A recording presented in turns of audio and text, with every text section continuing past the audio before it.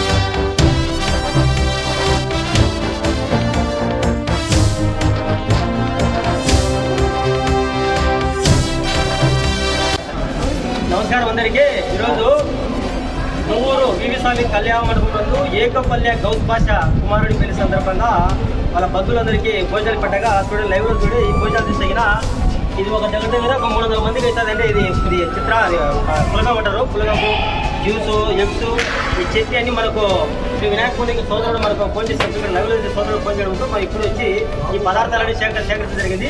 ఈ పదార్థాలన్నీ ఈరోజు ఆదివారము ఇబ్బంది లేకుండా పేదవాళ్ళని అందించి ఈరోజు మధ్యాహ్నం మనం ఆటలు ఇచ్చేందుకు ప్రయత్నం చేస్తున్నాం. దయచేసి మీరు ఏ పెళ్లి కార్యక్రమంలో భోజనాలు ఇస్తే దుబాషలు కోరుకుంటాం, మాకు అందివ్వాలి. Thank you. జై హింద్.